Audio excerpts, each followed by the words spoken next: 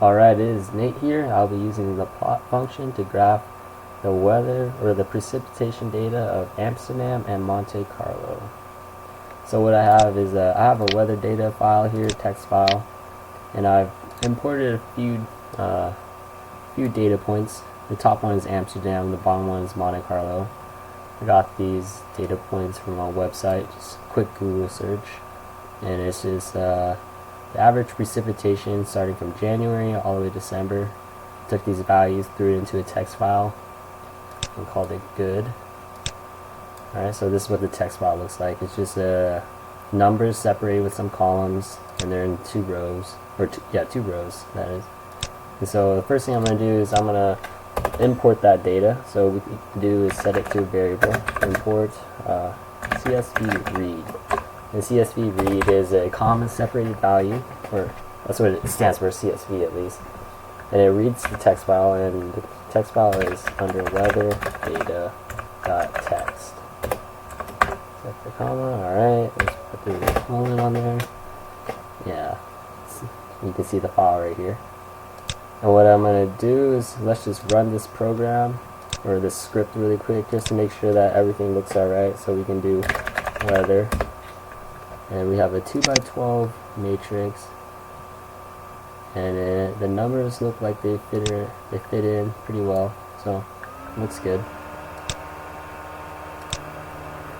Alright, the first thing I'm going to do is I'm going to separate out those values. So the Amsterdam one was on top. I'm going to create a variable, I'm going to call it amps, and it's equal to data in the first row. And this denotes the entire first row, and then has no specifications on the column. The second value for Monte Carlo, I'm going to name Monty, and it's likewise, I'm going to get the second row. And then I'm going to create a months variable, or months, and we're going to just put that array of 1 through 12, just to represent the number for each month. So 1 through 12, January through December.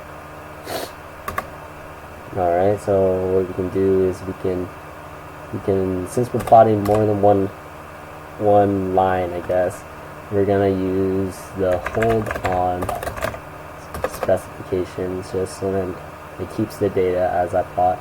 And I'm gonna plot my very first one. So it goes X value, Y value, and then any specifications that you may have. So actually we're going to do that. So we got months as our X value, and then amps for Amsterdam as our Y values.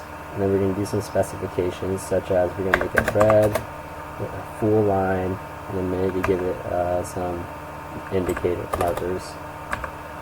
And alright, and we'll do similar function, months, Monty. Let's do blue. Let's do solid line again, but let's do triangles instead of circles.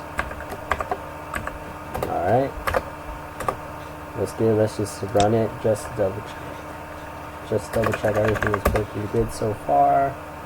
I have a blue line, a red line, the red line was Amsterdam with the R.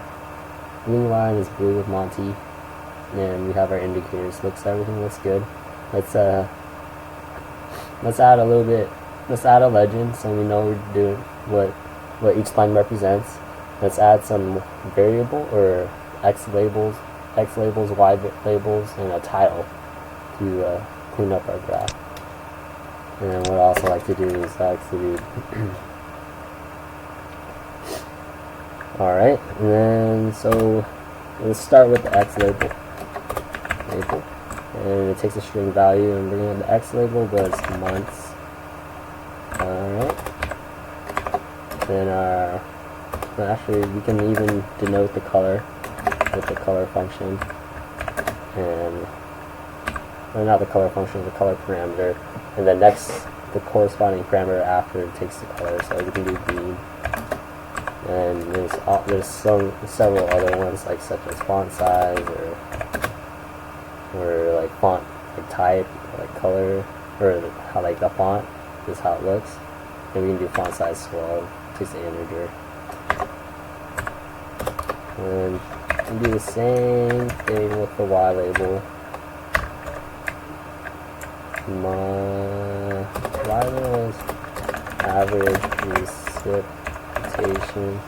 I'll keep it green, I'll keep the same font size. And for legend,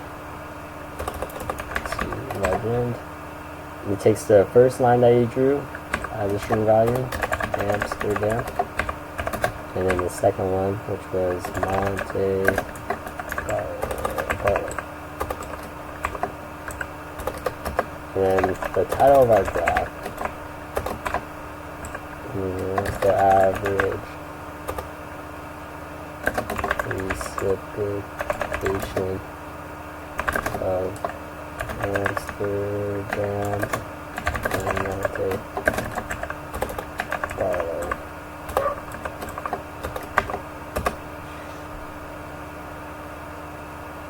Alright. That looks... went a little fast there, but our title function pretty much just takes our title. You can add color to it, just like the Y and X labels. You can add color. We can do green, and we can do font size as well. And let's just make, I guess, might as well make this one bigger since it's the title. Alright, and let's just run our application, or our script, and see if everything's working out.